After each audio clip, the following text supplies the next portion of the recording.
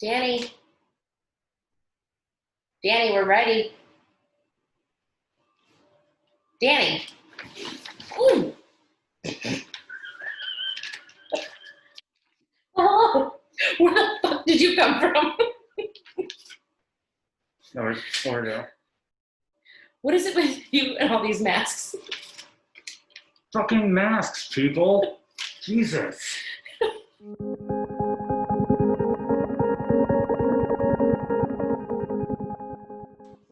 Hey guys, back. Hi. That was just your weekly reminder to wear your fucking mask whenever you go out. Okay? Or whenever you're next to people like this.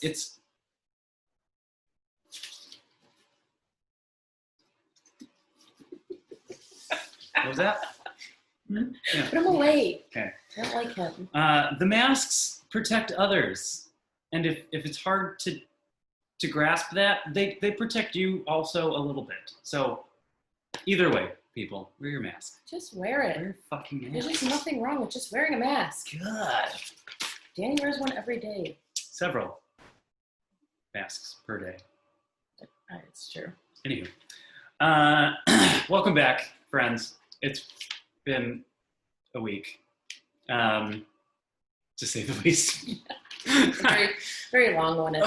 So, thanks again for everybody who has been watching our videos, liking the stuff we put on our Facebook page. You know, we're trying to just keep y'all informed as best we can, adding some of our own commentary and comedy as we can in this crazy world.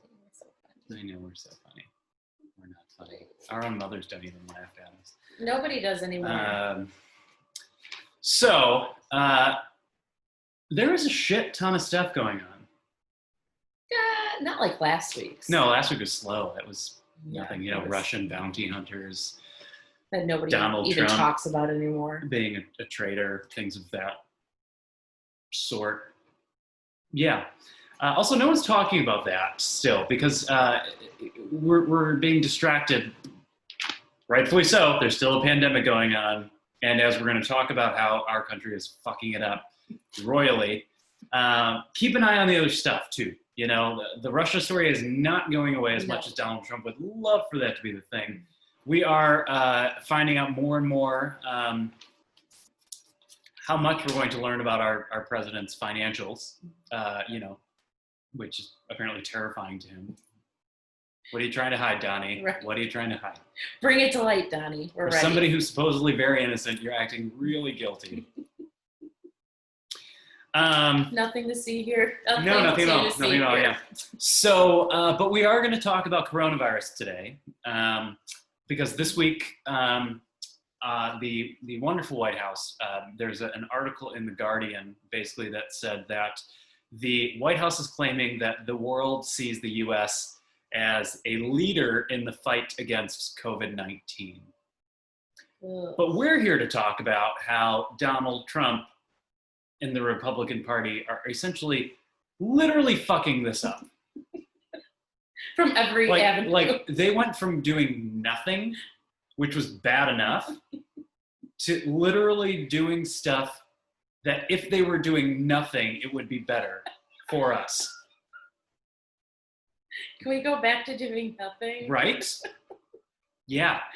So we're the leader of the global fight, right? Even though we have 3 million infections and 132,000 deaths. Now, mind you, we're still 4% of the world's population, but we have 25% of the positive cases and more deaths than any other country. That's horrible. It is horrible. That's absolutely horrible. And you know, the craziest thing is countries that have actually managed the pandemic the best are Germany, Taiwan, New Zealand, Iceland, Finland, Norway, Denmark. And what's unique about those countries? I think women. They're all led by women. Again, Germany gets the scientists, and we get the bankrupt real estate He's not bankrupt. He has a lot of money. Well, he has several bankruptcies. So Yeah, it's kind of technical. It's kind of like he's always impeached. Ooh. So Trump says that we need to slow down testing because in his mind, that makes perfect fucking sense. Less tests mean less cases. No. Just contain it, test more, and you'll have lower numbers. Right, yeah. All those countries that you mentioned are testing a shit ton of people, but they've actually contained it. So fine, if you want to slow down testing, let's start at home. Let's start at the White House. So instead of you, Donald Trump, getting 2 tests a day, maybe you get 1 a week, which is more than the average American is entitled to. And anybody who walks into the White House, they don't get tested because you just have to. It's kind of like how you want to open up schools. They just go on in. That's cool. Just go ahead, kids. Whatever. Cesspool adjourned. Just go play. And let's see how well that works out for everybody. Asshat. So speaking of the U.S., Texas and Florida this week recorded a record number of nearly 10,000 new cases in a day.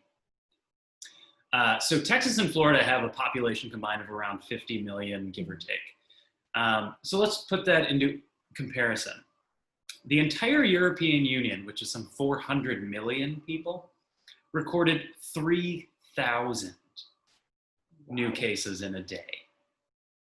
Florida and Texas, 50 million. That compares around 20,000 in a day. So, I mean, I'm not surprised when the European Union doesn't want Americans to go there. You're not allowed. It's funny how the tables have turned, right? You know, Donald Trump loves these travel bans and shit, and it's like, oh, just kidding. Mexico doesn't even want us. Literally. People in border towns in Mexico are telling us not to come. Who's building that wall now? Right? They might actually build and pay for that wall now. Who knows? They might do it. It's all coming out of their pocket. Yeah, totally is. And actually, speaking of Florida, you touched on them, and this actually ties back to our second episode where we talked about how the virus disproportionately affects minority communities. In Miami-Dade County, Florida, has 86% of infections are among Black and Latinos. So we actually talked about how this, disproportionately affects minority communities. And which states are wanting to reopen as quickly as possible. Right. And then that also jumps to, we have Maricopa County in Arizona, and Latinos there are testing positive at 4 times the rate of the rest of the population. So you just look at some of these red states and it's just, I don't know. There's a lot of questions to be had about them. And they did not do the shutdowns like we did in Illinois. And one of the states, Arizona, speaking of Texas, Houston was literally at 102% capacity of their ICU beds. Wow. So you go there, there's no guarantee you're going to get an ICU bed. Illinois didn't have that. Illinois did not have that problem. Sure, we overprepared, but... Oh, yeah. Wouldn't you rather be overprepared than totally. But Arizona, though, they are either at or very close to capacity of their ICU beds. I think they were like 90% or something. Wow. And so now they are instituting a set of standards called the crisis care standards, which essentially allows the hospital professionals to put together a scorecard that determines, based on the severity of the symptoms and the availability of resources at that particular hospital, who gets treatment and who does not.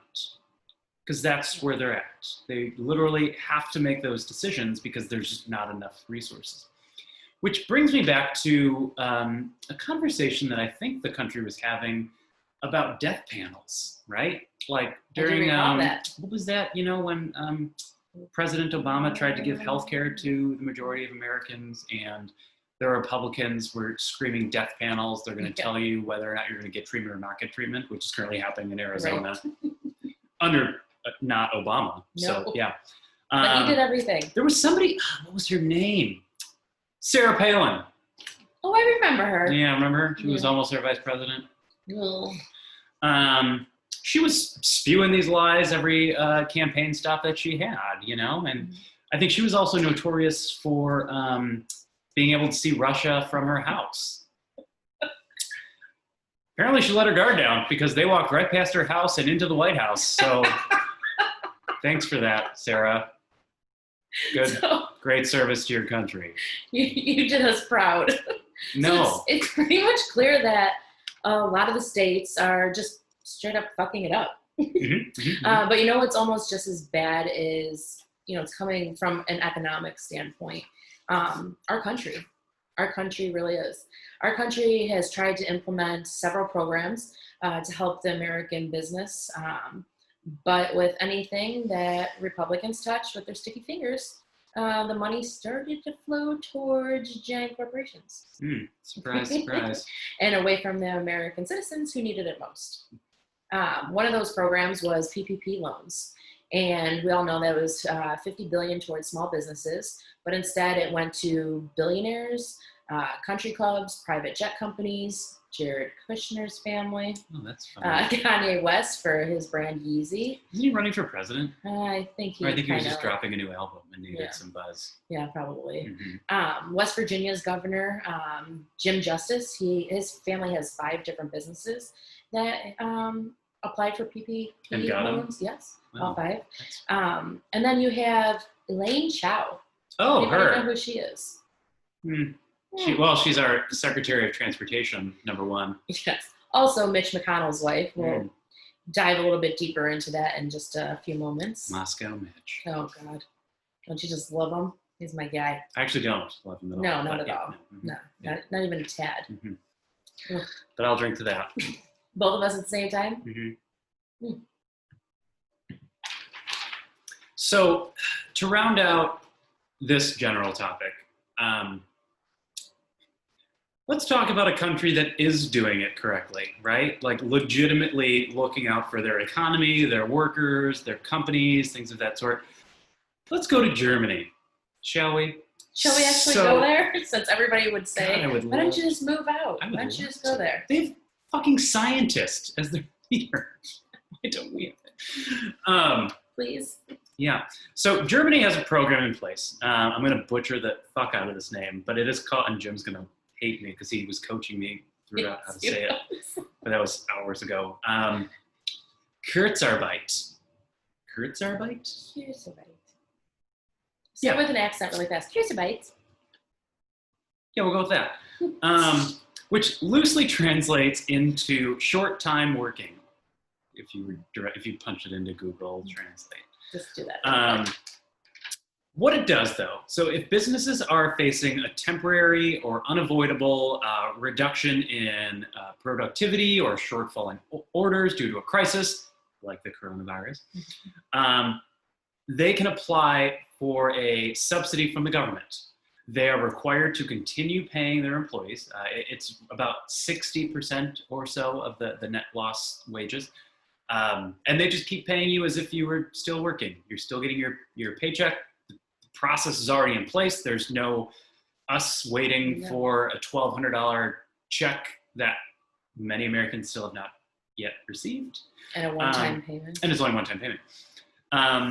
So they keep paying, and then they, on the back end, apply for the government to reimburse them for that payroll. So it's kind of like a more effective and more legitimate PPP. Right. If only we would have talked to Angela about that one. Angela, so the difference, and you see this in the German economy, is so in from March, the German unemployment rate was 5%. And from March to April, it skyrocketed from 5% to 5.8%. What about the U.S.? Not even a point. In that same time period, the U.S. unemployment rate was 4.4%, and it just ticked up a little bit to 14.7%. That's absolutely horrid. And fun fact, that 0.8%, not even the 1% of Germans that lost their jobs, nobody lost their health insurance because it's not tied to employment.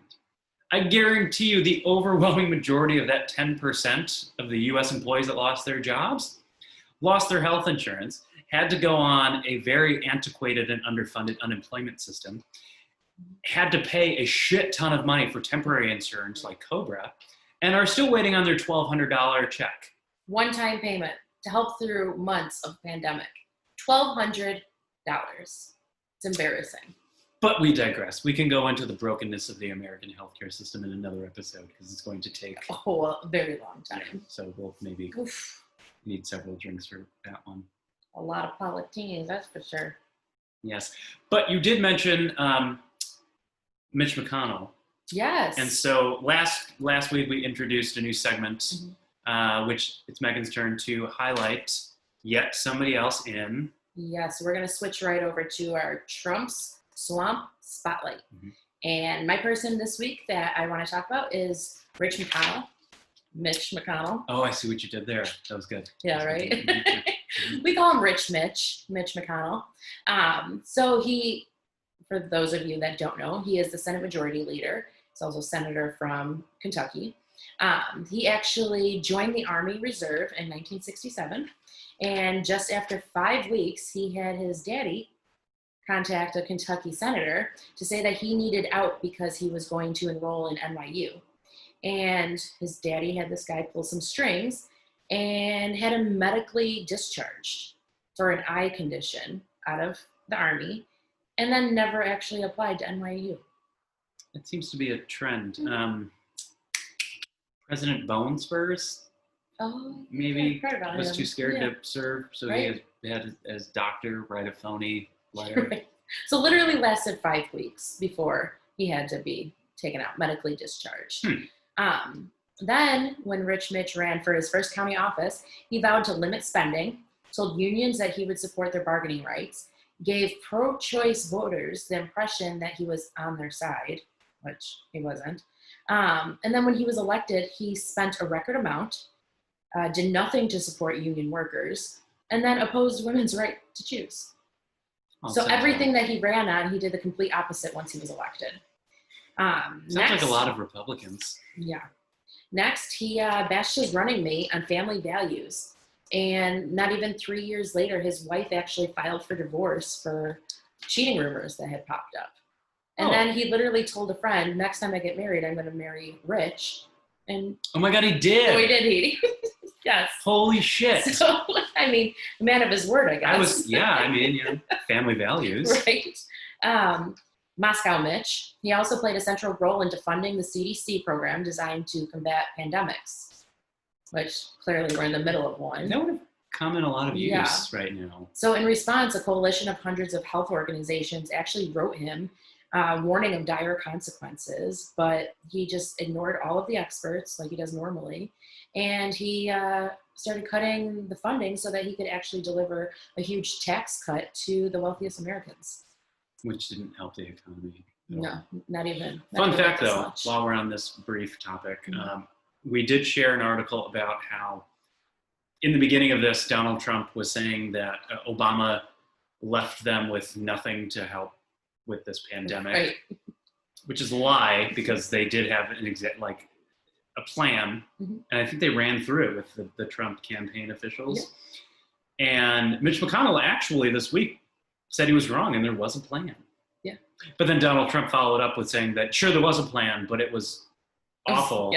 And so we had to put one together that was much better. And apparently that's what we're living through right now. So seems like it's just going very swell for Americans. Stage one was ignore it and say it's a hoax. Stage two was to not do testing or PPE or anything and just say it's going to go away. Yeah. And I think now we're at the point where it's going to just go away. Yeah, right. Anyway, Karen. And even if it doesn't go away, just send everybody back to school, send everybody back to work. It's fine. Yeah, right. Jeez. So, in January, Mitch McConnell, he actually took a key role in lifting sanctions on a Putin ally that's under an FBI investigation for his involvement in the 2016 meddling of the election. Oh, which didn't happen. No, that was not. That was also a hoax. Yeah. 3 months later, Putin's ally had an aluminum company that actually invested $200 million into Kentucky, which come full circle, Kentucky and Mitch McConnell. I mean, Kind of sounds familiar there. And the craziest thing is that Kentucky is actually among the most dependent states on federal support. While blue states like New York and California contribute more to the federal government than they actually get back. So they put more into the pot than they actually take. So Mitch has actually added billions in aid to his state and Senate spending bills. And just no care in the world. Well, why would you care? Right? So in other words, literally, Moscow Mitch's home state of Kentucky receives more federal funds than it pays back in federal government, to the federal government. So for the last 4 federal fiscal years that ended in September of 2018, Kentucky got $148 billion more than the federal government, from the federal government, that they actually paid to Washington. What? So literally, like, Kentucky is number 2 for the most dependent state when it comes to relying on the federal government. Number 2. What about that, Mitch? Yeah, a red state. Number 2 for being the most dependent on the federal government. All while New Jersey gives $71.7 billion more than they get, and New York gives $116.2 billion more than they get. And those were like over the course of 4 years or something. Yeah, right? Yeah. 4 years. So I have to throw something out there for Illinois because everyone loves to pick on Illinois, right? So according to a Chicago Tribune article, it found that on average, so each year, Illinois sends about $5.6 billion to the federal more to the federal government than we get from the federal government.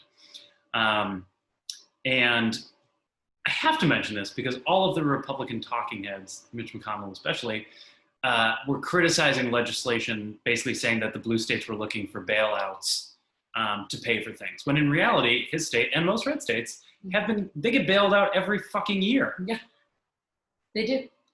And one of the biggest contention points is Illinois wants money to bail out its unfunded pension funds. Which, sure, yes, Illinois does not have a great financial track record. Totally get it. But let's think about this from another perspective. If Illinois had gotten even close to what they give, so what we as taxpayers give to the federal government, if we got even close that amount back, our entire public pension fund would be totally funded, and the Treasury would actually have a surplus of literally hundreds of billions of dollars. So for everyone saying that Illinois is just looking for a bailout, it's like, no, why don't we just get the money back that we've been giving in? Yeah, it's our money. And, well, yeah. Now, to the author of the article, to his credit, he basically also said that he doesn't assume for a second that if we got that money back, our lawmakers wouldn't spend that elsewhere frivolously. Right? And I don't know where that money. I would have to agree. But yes. So, It just goes to show you that nonstop people are always like, oh, the blue states, that's all they do is they take, and it's... We're giving. We give a lot. You're welcome, red states. Yeah, you're welcome. Mm-hmm. Live off of us. Not really. We don't want that to continue. No. Yeah. Give us our money back. Right. So Rich Mitch over there. Mitch has continuously blocked every bill to help everyday people like you and I, and is in the process of putting an end to the extra $600 a week in unemployment that he is a senator for the number 2. I'm sorry, I can't deal. I can't even get through this because he is trying to stop all this while he is the senator for the number 2 welfare state when it comes down to it, because all they do is they take, and they don't give enough. It's like Republicans, really. He's just a joke. I'm sorry. He wants to open the economy and send people back to work during a pandemic because he said too many people are just going to want to sit home and collect unemployment. Yeah, too many people just want to sit home and collect unemployment. So let's just open up the economy and go back. And I just, when you think about that, it's like, open up the economy, go back. Everybody got $1,200, just this one-time payment to pay all your bills. And it's just like, fuck you, Mitch. Fuck you. Fuck your $1,200. Actually, it was Nancy Pelosi's $1,200, but that was all she could get through. So, well, and calculated, essentially that is somebody earning minimum wage. That's what they get. Yeah.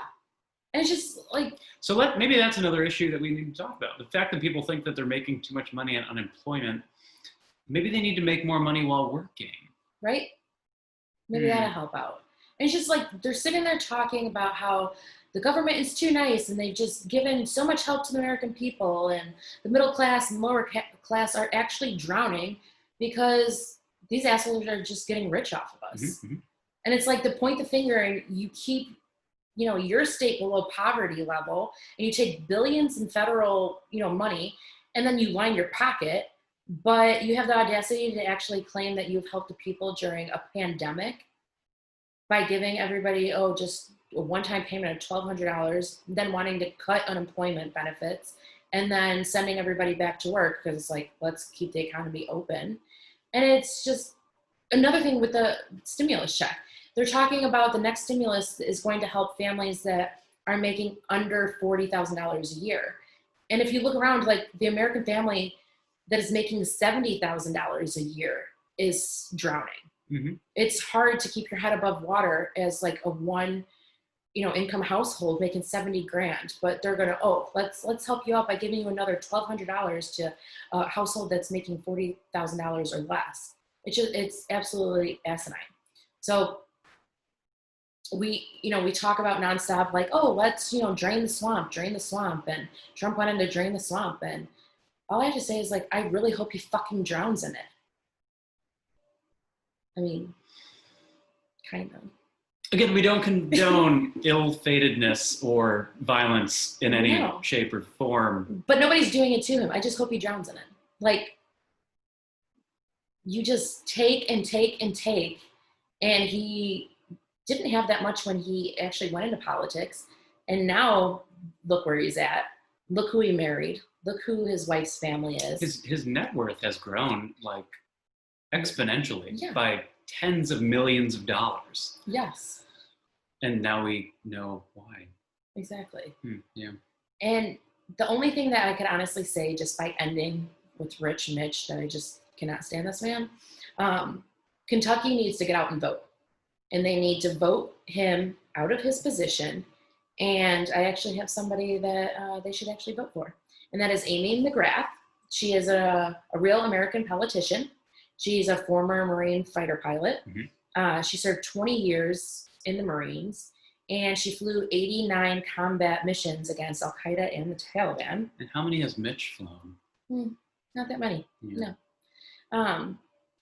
She actually served 20 years. She didn't enlist for 5 weeks and had her daddy pull some strings to get her out of there so she could lie and enlist into college just to use it as his little, backdrop to get into politics. She actually served her country because she's not a little bitch like Mitch. So on that note, like Mitch. Yeah.